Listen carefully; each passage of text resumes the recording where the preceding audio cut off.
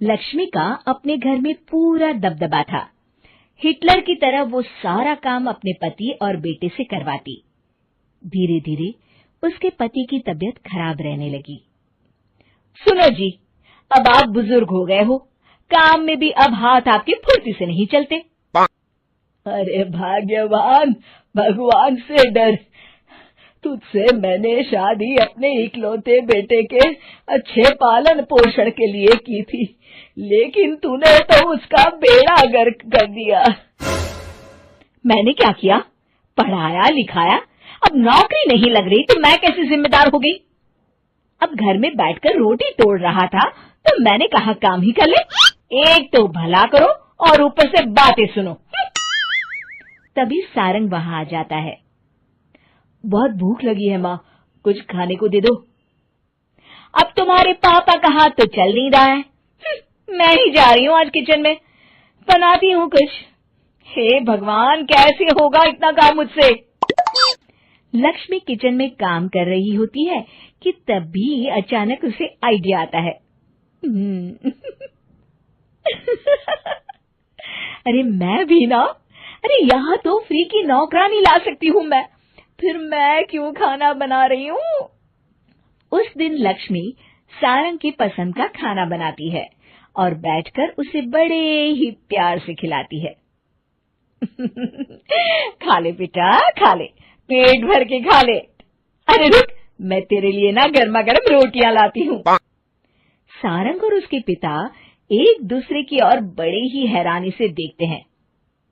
बेटा सारंग, जरूर दाल में कुछ काला है, वरना ये औरत तो हमें बासी खाना भी सुकून से ना खाने दे। सुनील की बात लक्ष्मी सुन लेती है और जोर जोर से चिल्लाने लगती है। अरे हाँ, भलाई का तो जमाना ही नहीं रहा। एक तो आग में खुद को जलाकर तुम लोगों के लिए खाना बना रही हूँ और ऊपर से तुम्हें दाल काली लग रही है। अरे माँ, पिताजी का ये मतलब नहीं था, तुम बुरा मत मानो। अरे हाँ बेटा, तू कहता है तो मान लेती हूँ। लक्ष्मी सारंग के पास बड़े ही प्यार से बैठ जाती है और फिर कहती है, बेटा मैंने ना तेरी शादी करने की सोच ली है। अब तेरे पिताजी के हाथ भी नहीं चलते, तो सोच रही हूँ तेरे लिए बीवी ले आऊं।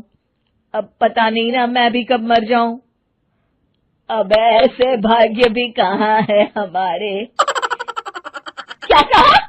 अरे हाँ, तुम तो चाहते ही हो कि मैं मर जाऊं, लेकिन मैं अपनी प्यारी बहू का चेहरा देखे बिना नहीं मरूंगी। हाँ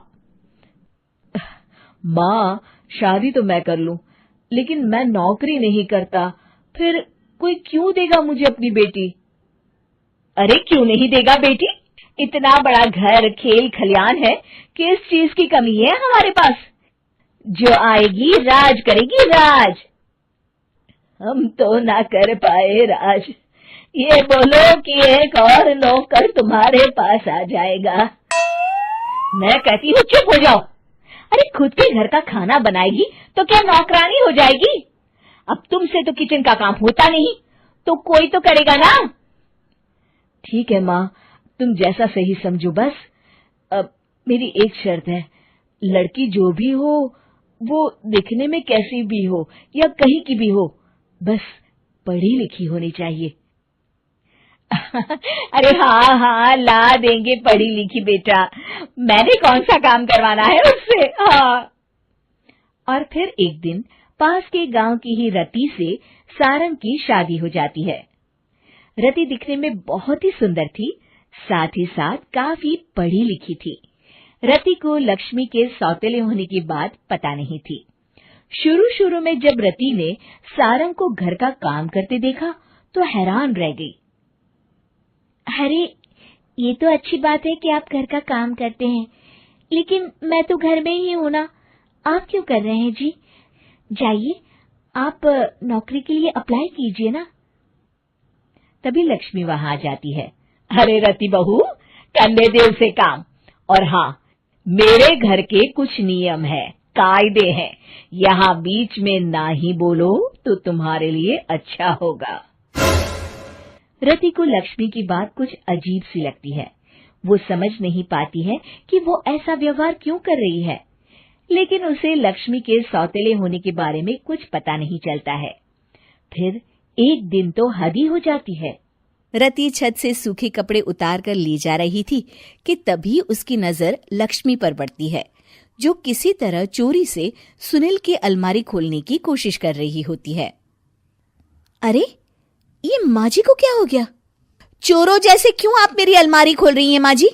आपको क्या चाहिए मुझे बताइए। अरे वाह, क्या चाहिए मुझे बताइए। अरे मैं इस घर की मालकिन हूँ, पूरा घर मेरे इशारों पर नाचता है और तुम्हें बताऊं कि मुझे क्या चाहिए? हट यहाँ से। और वो उसे जोर से धक्का देती है।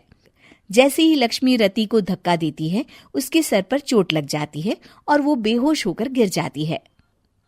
रति के आसपास पूरा परिवार खड़ा रहता है। डॉक्टर जैसे ही उसे देखकर जाता है, रति को होश आता है। अरे बेटा, तुम दूर क्यों खड़े हो? मेरे पास आओ, मैं तुम्हारी माँ हूँ, कमला। रति के मुंह से लक्ष्मी सारंग की माँ का नाम सुनती है तो हैरान सी रह जाती है। क्या बोला रति बहू? चुप कर डायन, तूने मेरे पति और बेटे का हाल बेहाल कर दिया। अब तू मेरी बहू को भी गुलाम बनाना चाहती है? रुक, अभी मजा चखाती हूँ। ये कहकर जैसे उसे पकड़ने की कोशिश करती है, लक्ष्मी वहां से भाग जाती है। लक्ष्मी के जाने के बाद रति अपने ससुर और पति की तरफ देखकर मुस्कुरा देती है। दोनों समझ जाते हैं कि ये रति की चाल है। अगली सुबह लक्ष्मी का पति खाना लेकर खेत में जाने के लिए निकल ही रहा होता है कि लक्ष्मी उसे रोक देती है। अरे कहाँ चल दिए खाना लेकर? आज घर का काम कौन करेगा? तभी पीछे से रति आ जाती है और जोर से चिल्लाती है। कौन इनको काम पर जाने से रोक रहा है? मैं अभी उसे मजा चखाती हूँ। जैसे ही रति लक्ष्मी की तरफ बढ़ती है, लक्ष्मी घबरा जाती है। मैं तो मजाक कर रही थी बहन। आखिर मैं कौन होती हूँ रोकने वाली? मैं तो बस ये पूछ रही थी कि घर का काम कौन करेगा। कौन क्या? तू करेगी। चल उठा झाड़ू और शुरू हो जा। लक्ष्मी पूरे घर में झाड़ू पोछा लगा रही होती है कि अचानक सामने सारंग खड़ा हो जाता है। अच्छा माँ, मैं काम पर जा रहा हूँ। रति के मामा की फैक्ट्री है, मैं वहां आज से मैनेजर के तौर पर काम करूंगा। सैलरी भी अच्छी है। अरे सारंग, तुझे क्या जरूरत पड़ गई काम करने की? और बेटा तू बाहर काम करेगा तो इस बड़े से घर को मैं कैसे संभालूंगी? अभी तो पूरा काम बाकी पड़ा है। तभी वहां रति आ जाती है। अरे बेटा सारंग, जा, नौकरी पे जा रहा है ना, जा। और हाँ, आते वक्त घर के लिए सब्जियां ले आना। ये लक्ष्मी बैठी बैठी मोटी हो रही है, जरा काम भी तो कर ले। सारंग के जाने के बाद, अच्छा लक्ष्मी, सुन जरा यहाँ। लक्ष्मी अपनी बहू रति को सारंग की पहली माँ जो मर गई है वो समझकर उसके पास जाती है। अरे बहन, ऐसा क्या हो गया जो तुम्हें वापस आना पड़ा? मैं तो बड़े ही प्यार से इस परिवार को चला रही थी। प्यार से तो मैं बहुत साल से तुझे मजा चखाना चाहती थी, लेकिन किसी औरत का शरीर मुझे नहीं मिल रहा था प्रवेश करने के लिए। अब से ना मैं बहू के शरीर में रहूंगी। और हाँ, तूने कोई भी चालाकी दिखाई या मेरे घर के लोगों को परेशान करने की कोशिश की तो तेरा गला दबा दूंगी। लक्ष्मी रति के मुंह से ये सुनकर डर जाती है और शाम को अपने बेटे और पति के सामने जाकर कहती है, तुम दोनों मुझे माफ कर दो। मैं अब तुम दोनों को कभी परेशान नहीं करूंगी। और बहू, तुम मेरी बेटी की तरह हो, बस अब बेटी की तरह ही बनकर रहना।